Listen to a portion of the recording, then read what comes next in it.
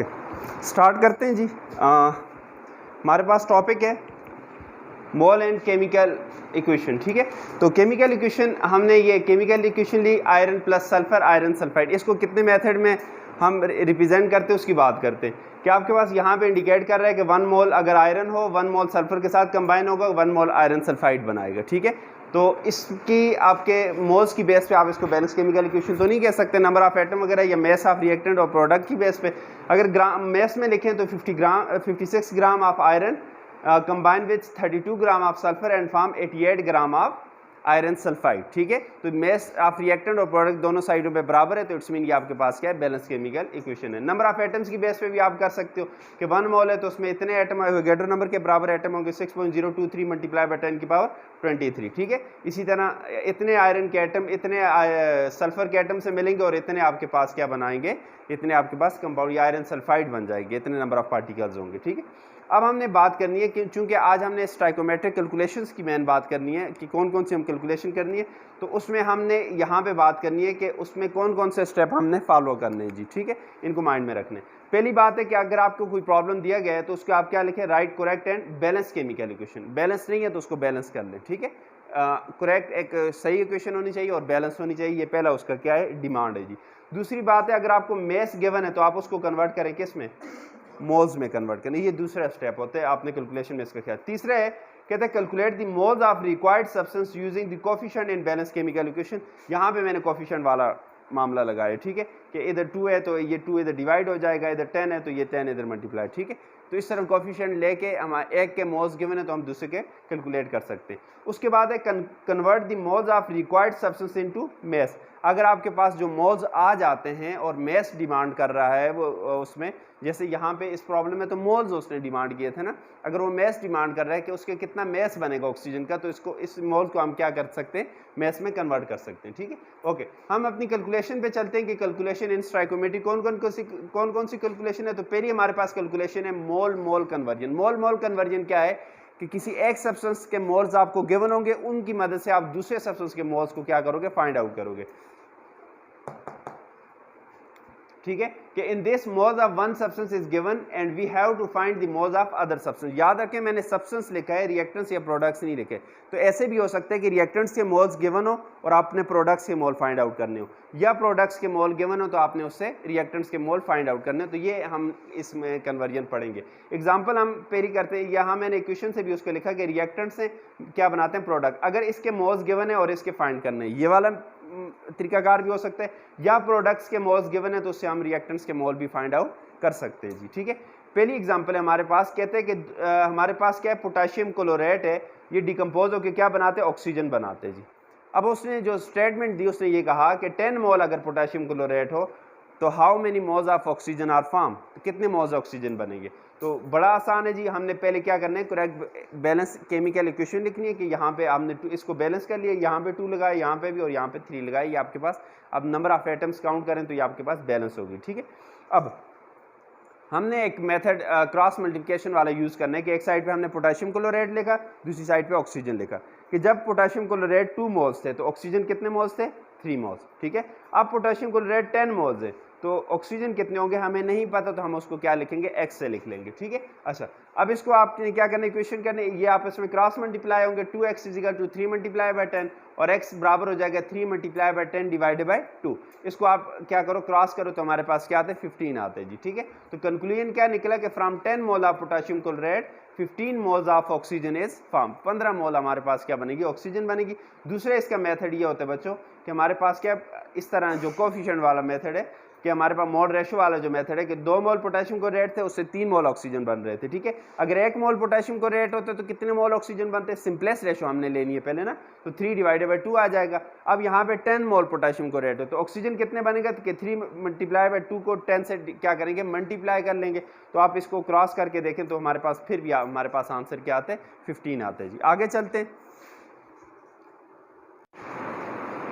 Okay start करते हैं। हमारे पास प्रैक्टिस प्रॉब्लम है 1.4। क्या बता रहे हैं कि हमारे पास क्या है, ग्लूकोज है, ये क्या करती है, जब इसकी कंबशन होती है तो हमारे पास क्या बनते हैं, कार्बन डाइऑक्साइड और वाटर बनते हैं जी। ये हमने क्या लिखी, बैलेंस केमिकल इक्वेशन। अब हमें क्या पूछ रहा है, इस स्टेटमेंट में क्या पूछ रहा है कि अगर आपके पास 2 मोल्स क्या हो, ग्लूकोज हो, तो हमारे पास कार्बन डाइऑक्साइड के कितने मोल्स बनेंगे, ठीक है। तो आप बैलेंस केमिकल इक्वेशन से देखें तो 1 मोल हमारे पास ग्लूकोज था तो उससे 6 मोल कार्बन डाइऑक्साइड बने।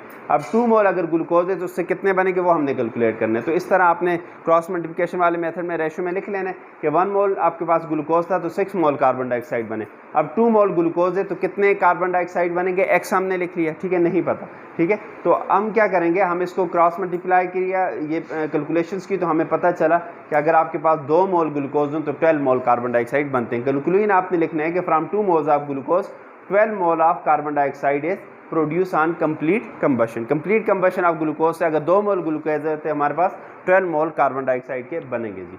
दूसरी कैलकुलेशन पे चलते हैं बच्चों, जो कि हमारे पास है मोल मैस कन्वर्जन। मोल मैस कन्वर्जन क्या है कि अगर एक सब्सटेंस का आपको मोल्स गिवन है तो दूसरे सब्सटेंस के आप मैस उससे फाइंड आउट कर सकते हो, या एक सब्सटेंस का मैस गिवन है तो दूसरे सब्सटेंस के आप मोल फाइंड आउट कर सकते हो इस तरह की कैलकुलेशन में कि in this mass of one substance is given and we have to find the mass, we have to find the moles of other substance, या हम इस तरह कह सकते हैं in this the moles of one substance is given and we have to find the mass of other substance, इस तरह भी कह सकते हैं, ठीक है। मसलन हमारे पास रिएक्टेंट्स से मिलकर प्रोडक्ट्स बनाते हैं, अगर रिएक्टेंट्स के मोल गिवन है तो प्रोडक्ट का मैस बताना होगा, अगर रिएक्टेंट का मैस गिवन है तो प्रोडक्ट के मोल्स बताने होंगे, ठीक है। तो इसकी हमारे पास एक एग्जांपल है जी कि जिंक कार्बोनेट है, ये जब डिकम्पोज होते हैं तो जिंक ऑक्साइड और कार्बन डाइऑक्साइड बनाते हैं। प्रॉब्लम हमें ये दी है कि 8.8 मोल्स अगर आपके पास क्या हो जिंक कार्बोनेट हो तो ये आप कार्बन डाइऑक्साइड बताएं कि वो कितने ग्राम बनेगा, ठीक है। इसकी स्ट्रेटेजी हमने ये अपनानी है कि पहले हमने क्या करना है, मोल्स को कन्वर्ट करना है किस में, मोल्स में। मसलन इसके मोल से कार्बन डाइऑक्साइड के मोल्स निकालने और फिर उस मोल्स को हमने किस में कन्वर्ट करना है, मैस में कन्वर्ट करना है जी। तो ये हमारी क्या है इस प्रॉब्लम में, इस न्यूमेरिकल में हमारी स्ट्रेटेजी है, ठीक है। तो इस तरह हम करेंगे। तो देखो अब रेशो अगर लिखें तो जिंक कार्बोनेट और carbon dioxide, zinc carbonate balance chemical equation में देखें ये 1 मोल था तो कार्बन डाइऑक्साइड भी 1 मोल बना, ठीक है। अब ये अगर 8.8 मोल है तो ये कितने मोल बनेगा, x बनेगा, ठीक है। इसकी कैलकुलेशन की तो हमें पता चला कि जब ये 8.8 मोल था तो कार्बन डाइऑक्साइड भी क्या है 8.8 मोल बनेगा। सिंपलेस्ट रेशो ना 1:1 रेशो है, तो ये जितना एक होगा इतना दूसरा ही होगा, ठीक है, ओके। तो हम लिख सकते हैं कि by decomposition of 8.8 moles of zinc carbonate कितने बने, 8.8 mole of carbon dioxide is produce. मगर यहाँ तक हमारी प्रॉब्लम कंप्लीट नहीं हुई, क्यों नहीं, कि हमने मैस बताना है। अब आपने फार्मूला पढ़े, आपको नजर आ रहा है, ओके। फार्मूला पढ़े कि नंबर ऑफ मोल्स बराबर होते हैं mess divided by molar mass, ठीक है। अब मोलर मैस हम इसके जो फार्मूला है उससे कैलकुलेट कर सकते हैं कि कार्बन डाइऑक्साइड का मोलर मैस कितना होता है जी 44, कि कार्बन एक है 12 मल्टीप्लाई बाय 1 और ऑक्सीजन कितने हैं 2 हैं तो 16 मल्टीप्लाई बाय 2, ठीक है। दोनों को जमा करो 44 आ जाएगा। अब देखो इसमें तो नंबर ऑफ मोल्स आपके पास आए हुए हैं कि 8.8 है, मोलर मैस आपके पास आ गया 44 है, इन दोनों को आपस में मल्टीप्लाई करो तो आपके पास मैस आ जाते हैं जो कि आपके पास कितना होते हैं 387.2 ग्राम कार्बन डाइऑक्साइड। तो कंक्लूजन हम क्या लिखेंगे कि from 8.8 moles of zinc carbonate हमारे पास क्या, क्योंकि यही प्रॉब्लम थी ना कि वो पूछ रहा था कि 8.8 मोल से जिंक कार्बोनेट से कितने ग्राम कार्बन डाइऑक्साइड प्रोड्यूस होगी। तो हम कह सकते हैं कि from 8.8 moles of zinc carbonate 387.2 gram of carbon dioxide is produce. So this is all about today lecture. इसमें अगर आपको कोई मसला हो गया, स्टार्ट हो गया, खैर अच्छा जी। चलें हम बात करते हैं बच्चों, आज हमने कल 1-2 प्रॉब्लम छोड़े थे उनकी बात कर रहे हैं कि हमारे पास क्या था। कल हमने जो प्रॉब्लम छोड़े थे वो क्या था, मोल्स मैस कन्वर्जन, उसके बारे में बात करेंगे, ठीक है। तो फिर आगे हमारा जो आज का टॉपिक है, ओके। एग्जांपल 1.7 थी कि हमारे पास एक न्यूट्रलाइजेशन रिएक्शन है कि जिसमें HCl NaOH के साथ रिएक्शन करते हैं और साल्ट बनाते हैं, साथ क्या बनाते हैं, वाटर बनाते हैं। हमें गिवन है कि 15.5 ग्राम क्या है HCl है, आप इसके क्या बताएं, मोल्स बताएं जी, ठीक है। मैसम मोल मैस कन्वर्जन में आ रहा है, ठीक है। अब आपको पता है HCl का जो मोलर मैस है अगर इसको कैलकुलेट करें तो वो कितना बनते हैं 36.5 बनते हैं, ठीक है। तो हम क्या करेंगे, इसके पहले मोल्स निकालेंगे। मोल्स निकालेंगे कैसे कि हमारे पास क्या है, given mess divided by molar mess, तो हमारे पास मोल्स आ जाएंगे वो कितने आ गए 0.4 आ गए, ठीक है। अब हम क्या करेंगे, मोल रेशियो इसकी फाइंड करेंगे कि इसके मोल से दूसरे के मोल्स निकालेंगे, ठीक है। क्योंकि इसके हमें मोल्स मिल गए ना, एक के मोल से दूसरे के निकाल सकते हैं। तो HCl और दूसरी साइड पे क्या लगा है NaCl, ठीक है। ये अगर बैलेंस केमिकल इक्वेशन में देखें तो जब HCl 1 मोल था तो NaCl भी कितना बना 1 मोल बना, ठीक है।